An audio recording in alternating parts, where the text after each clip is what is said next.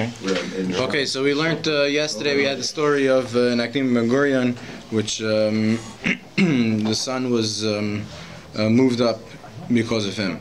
So we learned the three people that had the son held in his place because of them. Moshe, Yeshuv, and Nakdim Ben Gurion. Moshe, Yeshuv, and Nakdim Ben Gurion. Zaktimar Bishlam and Nakdim Ben Gurion. Very well, Nakdim Ben Gurion. How do we know that it happened? Gemara, we just learned it.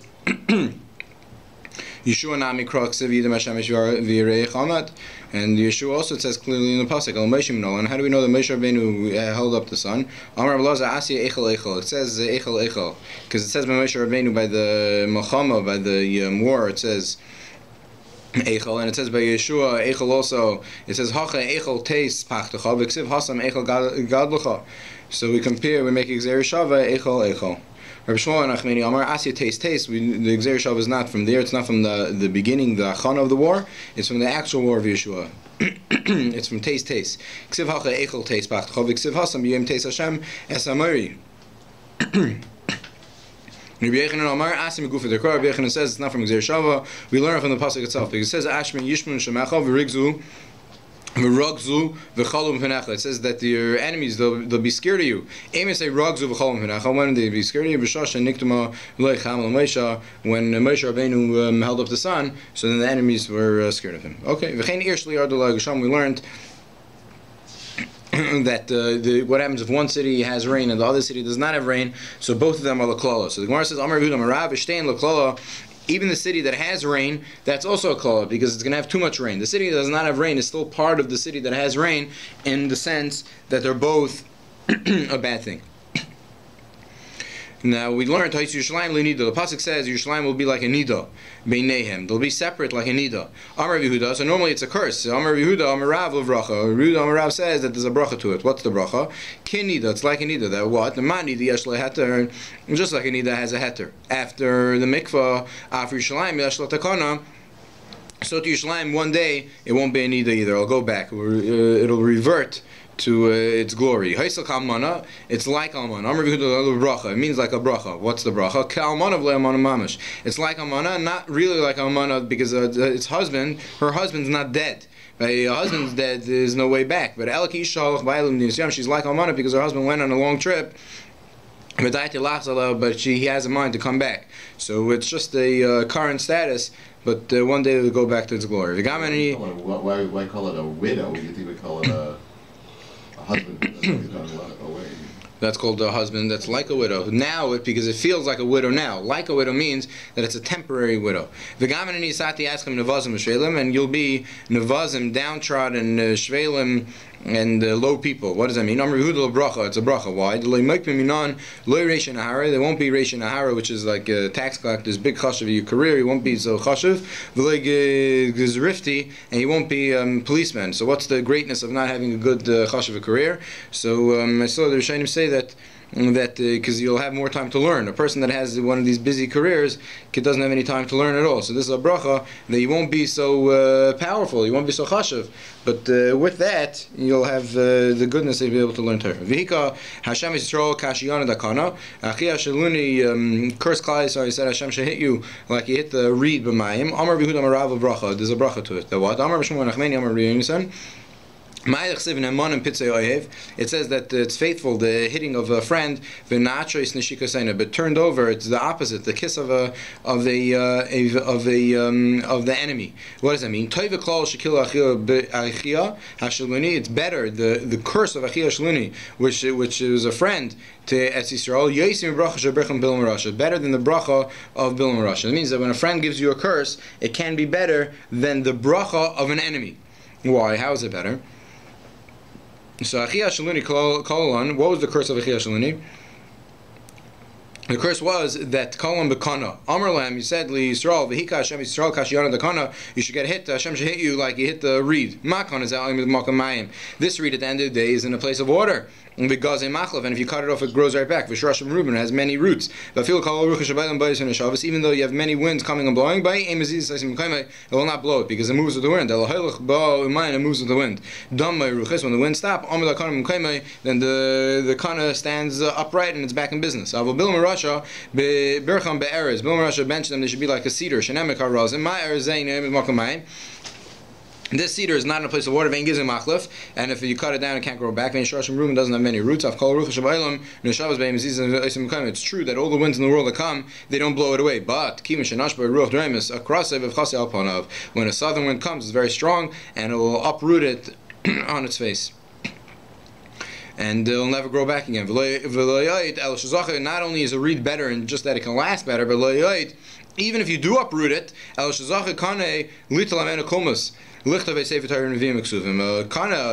reed had discussed that you should write Sefer Torah and Nevi'im Ksuvim. You could write Sefer Torah with it.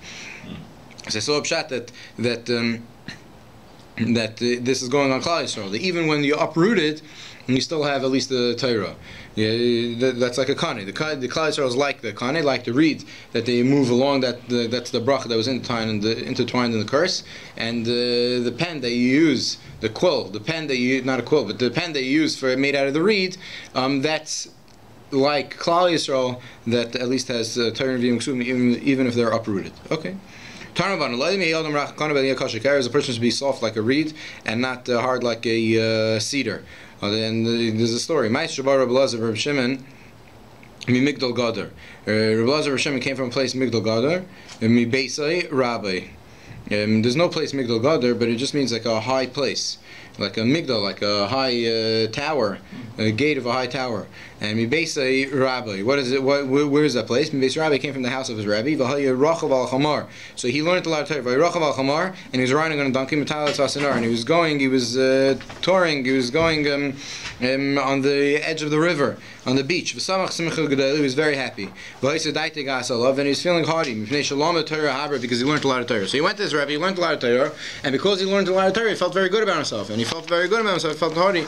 There was a person that met him that was very ugly. Mechur ber Yossi was very ugly. Amaloi, Rashi says that this person was a Navi because a michshel shouldn't come out of a tzaddik. Those that argue on it. But anyway, this person was very ugly. Amaloi shalom aleichem Rabbi. This person told him shalom aleichem. Now Rabbi Lazar held that this person should, the right etiquette is that a person should not have told him shalom. But anyway, he did. So therefore, he did not answer him. Amalei Reika, and he told him like this. He said, Kama mechur ish. Why did he hold that he shouldn't? Because he held that he doesn't have the right to tell Talmid Chacham shalom. Okay. But we learned these halachas and brachas. But anyway, he told him like this. He said, Kama mechur ish. He said, he told him, wow, you're so ugly.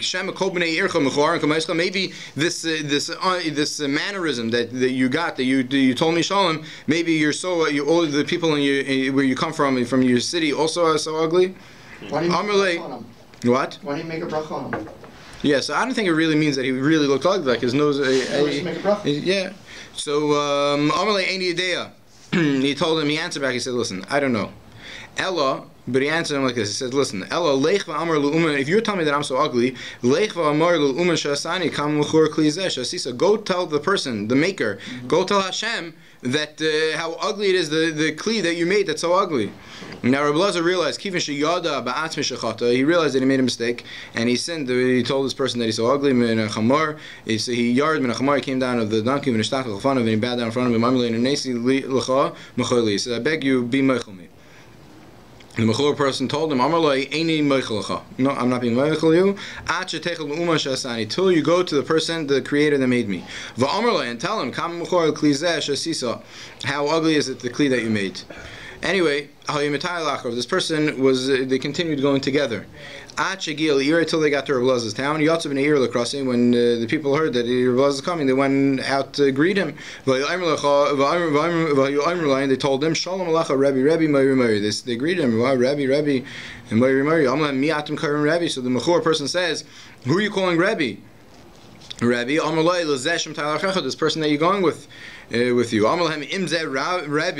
if this person's a Rabbi, al yirbu kumeisa b'Yisrael, there should not be more of him in Klal Yisrael. Why are you saying that? Why are you cursing and saying there should not be more people like him? What did he do wrong? He told him the story, what happened, he said what he did. He says, even though he did that to you, you should be meichel him. Why? Because Adam Gadol B'Torah, he's really a big person. He says, in your schos, in your merit, I'll be meichel him. As long as he's not used to doing it. Used to doing it means that he shouldn't get into the habit of like feeling all haughty from learning. He should be able to control it. Came in and Darshan and he said that a person should always be soft like a reed, it should not be hard like a cedar. Therefore, the reed which is soft was Zechus to be part of the Sefer Torah Tefillin. Now, I just want to point out that it's a little hard to understand, because over here what happened was, it seems that Rabbi Elazar Shimon did something wrong and he embarrassed somebody. So the lesson that he came to Beis Medrash and he darshan, he said he should be soft like a reed, you should be able to move. We learned before that a reed can move and a cedar can't, and once it can't move, if it gets something stronger than it, then it's gone. So what's the lesson? The lesson is that you should keep your mouth shut, or that you should talk nicely to people, or you should lower yourself and don't think you're that great, right? Maybe that could be the bigger lesson. He felt he was so great because he learned Torah, and that led him to do something wrong. So maybe you shouldn't feel great about yourself. So that's right. I don't understand the muscle. Was the man physically ugly, or was he just ugly in his behavior because he was? I don't know. I would say that he was ugly in his behavior. Okay, but anyway. So again, the question is, so why do you say that the lesson is that you should be soft like a reed? And so I saw that the idea is that you have to, that there's nothing wrong with being great. That wasn't the idea. The idea is that he should be great. And you should learn Torah. You should be great. You should be higher than somebody else, right? We always strive to be higher than a low. You don't want to be a low person. You want to be a big person. But the idea is you should be soft like a reed, that you should be able to bow down and understand the person under you. Even though you shouldn't lower yourself, you should be able to bend and understand the person. If you're a cedar, you can't bend. You can't understand anybody. You think you're so great. You have to look down at people. Don't look down. Bend down and work with them. Okay. So we learned a city also that has either a plague or buildings fall apart. Then you have to fast that. We're talking about something that falls down.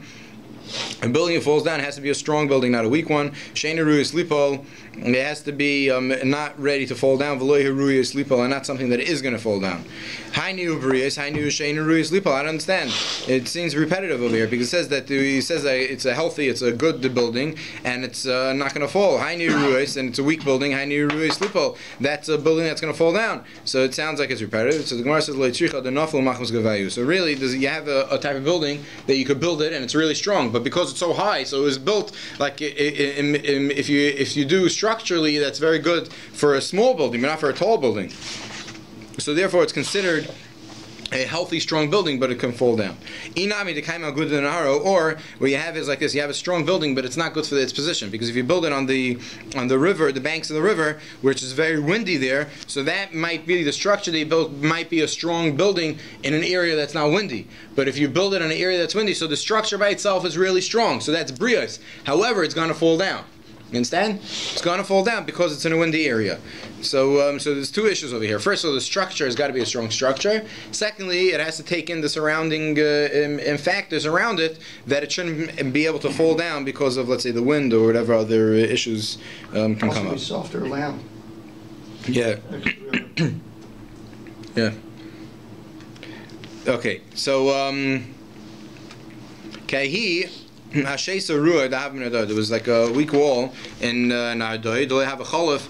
Rav and Shmuel Taisa. Rav and Shmuel would never go under it because they were scared that it would fall down. Even though it lasted for 13 years, they still would never go under it because they were scared it would fall. One day, Rav Barhava was walking with them. So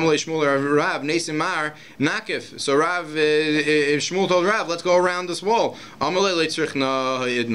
Today we don't have to go around the wall. Why? The Ikar Rav Barhava Bahadan, because Rav Barhava was with us. The Nafar Zechus of Lemistafina.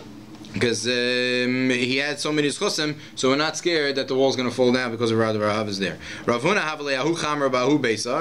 had wine in a house. He had wine in a house that was very weak and it was about to fall down, and he was scared to go inside to empty out the barrels of wine.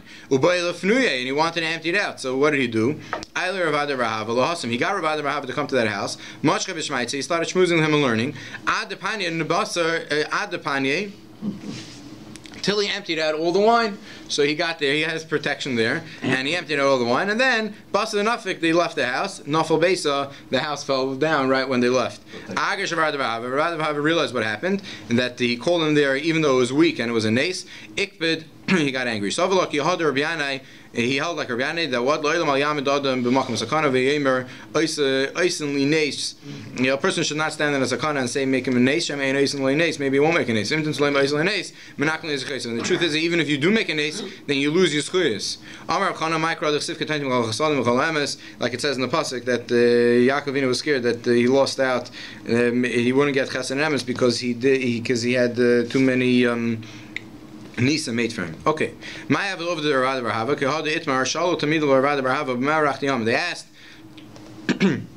why did you live so long? He said, I never got angry in my house. I never walked in front of somebody that was bigger than me. I never learned Torah, never thought about Torah in dirty places. I never walked al damas without Torah and tefillin. I never slept in Beis Medrash. Not a long sleep or even a nap. I was never happy with the downfall of my friend. And I never called my friend by his nickname.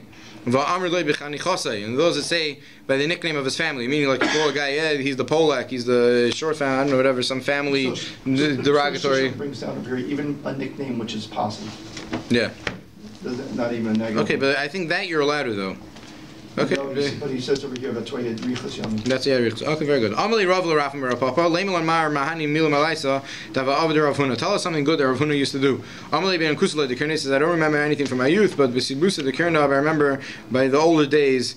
I do remember the Chol Yema the Eva. Every cloudy day have a mafkanle the Gohurka da Havi. He would go in a golden chair, like he wanted to look chashiv, because he wanted him to his like what he says to be accepted. The Sire Kulamasi he would go around the whole city. The Chol Hashes da Havi and every wall that was shaky Havasasale he would destroy it. If the owner of the wall was able to build it, so the guy would build it himself. And if the person, the owner of the wall, is not able to rebuild it, so Rav Huna would lay out the funds for that. And the whole pani the Mal Shabsa, every Arab Shabbos have a master shluchal l'shuka. He would send the shliach to the shuk. The whole yarkid have a payish l'ginoi, and any leftover vegetables that the gardeners had, zalvan leveshadil lanari. He would buy it and he would throw it into the river. So Friday, whenever there was leftover produce in the shuk, he would go and buy it. He would buy the leftovers and he would throw it in the river. So the Gemara says, I don't understand why does he throw it and destroy it in the river? Give it to the aniyim. So he said, no zimna the samcha the tayiv le'asal mizun.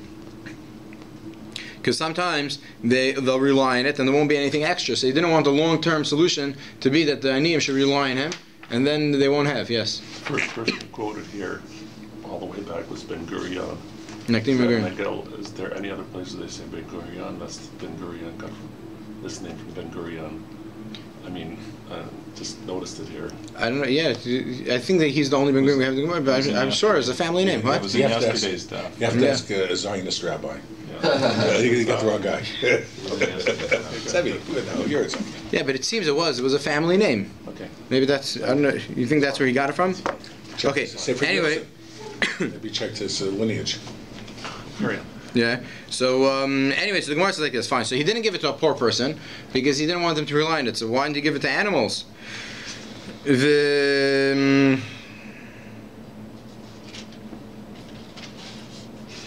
Why does he give it to the animals? He held that it's not proper to give human food to animals. Yeah, today this people think